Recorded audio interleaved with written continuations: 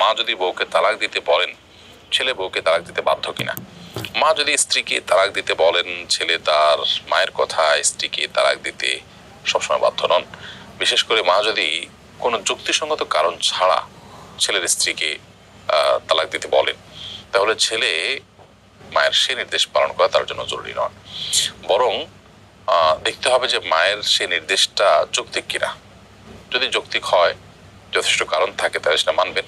আর যদি মনে হয় যে অযৌক্তিক বা অন্যায়, অনেক সময় ছেলের বউর প্রতি তার কোনো বিশেষ কারণে অপছন্দ বা ভালো না লাগা রয়েছে, এরকম কোনো ব্যাপার স্যাপার থাকলে সেক্ষেত্রে আপনার জন্য মায়ের সে নির্দেশ পালন করা জরুরি না। মা বাবার সব নির্দেশ পালন করা জরুরি, কিন্তু যে নির্দেশ পালন করতে গিয়ে কোনো অন্যায় করতে হবে, আপনাকে কারোর প্রতি অবিচার করতে হবে, সেটি পালন করা কিন্তু আপনার জন্য জরুরি বা আবশ্যক নয়, বরং সেটি অমান্য করা আবশ্যক। কারণ আল্লাহর অবাধ্য হয়ে কারোর প্রতি জুলুম করে মা বাবার আনুগত্য করতে আমাদেরকে কিন্তু বলা হয়। মা বাবার আনুগত্য আমরা করবো, কিন্তু মা বাবা কাউকে খুন করতে বলে যেরকম খুন করবো না, ঠিক এভাবে স্ত্রী যদি নিরপরাধ হয় তাহলে তাকে তালাক দিতে বললে আমরা তালাক দিব না। তবে যদি মা বাবা যৌক্তিক কোনো কারণে সেটি বলেন, তাহলে অবশ্যই সেটিকে মানতে হবে সন্তান হিসেবে আমাদের। এখানে ইব্রাহিম আলাইহিসসালাম তার ছেলে ইসমাইল আলাইহিসসালামকে তার স্ত্রীকে তালাক দেওয়ার জন্য পরামর্শ দিয়েছিলেন, তিনি সেটা শুনেছেন। ওমর রাদিয়াল্লাহু তাআলা আনহু তার ছেলেকে তার স্ত্রী তালাক দেওয়ার জন্য বলেছেন, তিনিও সেটা শুনেছেন। এই যে ব্যাপারগুলো রয়েছে, এগুলো এক্সেপশন ছিল। কারণ হলো তারা ইব্রাহিম আসলাম নবী হিসাবে, ওমর রাদিয়াল্লাহু তাআলা আনহু আল্লাহ নবী সাল্লাল্লাহু আলাইহি সাল্লামের খলিফা হিসাবে তাদের যে দূরদর্শিতা ছিল, তাদের যে বিবেচনা ছিল, সেটা অবশ্যই অন্যায়ের ঊর্ধ্বে। অর্থাৎ তারা অন্যায় বা জুলুম বশত কোনো নির্দেশ করে থাকবে না, এটি হতে পারে না বা এটির সম্ভাবনা নেই। বিশেষ করে নবীর ক্ষেত্রে তো এটা মোটেই নেই। তো সেই জায়গা থেকে তাদের নির্দেশটা সম্পূর্ণ ভিন্ন। এখন আপনার আমার মা বাবা, আমরা যারা আছি, আমরা কিন্তু তাদের মতো নই, যার কারণে আমাদের ভালো মন্দ বিবেচনা করে তারপরে সেটিকে আমলে নিতে হবে। কোহিনুর আখতার আপনি আমাদের ইউটিউব চ্যানেলে লিখেছেন, আমার স্বামী বিয়ের দিন থেকে আজও পর্যন্ত আমাকে একটা সুতো দেয় নাই। গত 4 বছর একটা ওষুধ পর্যন্ত খাওয়াই নাই। আমি একজন দর্জি, রাত দিন কাজ করি, অথচ সে তার উপার্জনের পুরাটা তার ভাই ভাবিকে দিয়ে দেয়। সে 5 ওয়াক্ত নামাজ পড়ে, রোজা রাখে, আমি ছাড়া সবাই তাকে ভালো বলে। এসব নিয়ে বললে আমাকে কটু কথা বলে। এখন আমার করণীয় কি জানাবেন?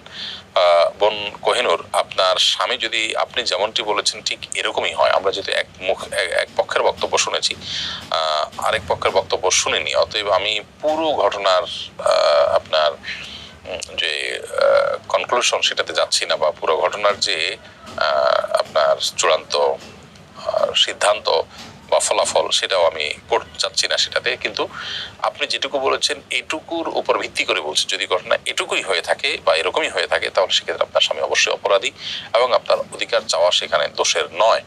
তিনি নামাজ কালাম পড়েন, রোজা রাখেন, তারপরও তিনি যদি স্ত্রীর যে আর্থিক যে পাওনা আছে, তার যে অধিকার আছে, ভরণ পোষণ আছে, সেটা দিতে তিনি বাধ্য, সেটা না দিলে তিনি গুনাহগার হবেন এবং তিনি ইসলামটা বুঝতে পারছেন না।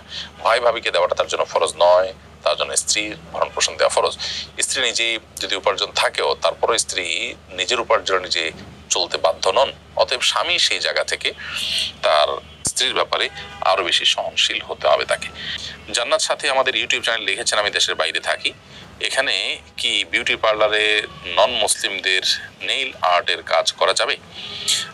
বোন জান্নাত সাথী, দেশের বাইরে থাকেন আপনি, সেখানে বিউটি পার্লারে নন মুসলিমদের জন্য এমন কোনো কাজ করছেন যেটা শরীয়তে নাজায়েজ করেছে, তাদের জন্য সেটা করেছেন। যেমন তারা মানে আপনার নেল পলিশের কাজ যদি আপনি করেন, ধরা যাক এই নেল পলিশের কাজ মুসলমানদের জন্য নাজায়েজ, কারণ সেখানে নামাজের হুজুর ব্যাপার আছে, সেটা মুসলমান না, অতএব তার জন্য সেই কাজ করলে সেটি জায়েজ হতে পারে।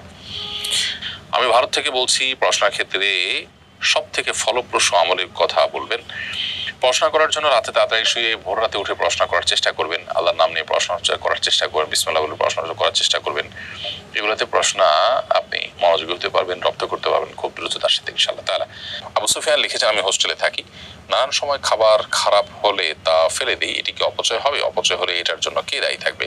ভাই আবু সুফিয়ান, হোস্টেলে থাকা অবস্থাতে আপনি ছাত্র মানুষ, সেখানে খাবার খারাপ হলেই যদি আপনি ফেলে দেন, তাহলে সেক্ষেত্রে সেটা অবশ্যই অপচয় হবে। বেশি করে জেনে ফেলে দিলে, যদি আপনি খাবারের উপযোগী মনে না করেন, অন্য কাউকে দিতে পারেন, যদি সেরকম কেউ নেওয়ার মতো না থাকে, সবারই আসে হোস্টেলে বন্ধুরা, তাহলে সেক্ষেত্রে এটা এমন কোথাও ফেললেন যেখান থেকে অন্য কোনো প্রাণীরা খাবার হিসাবে গ্রহণ করলেন, তাহলে সেটি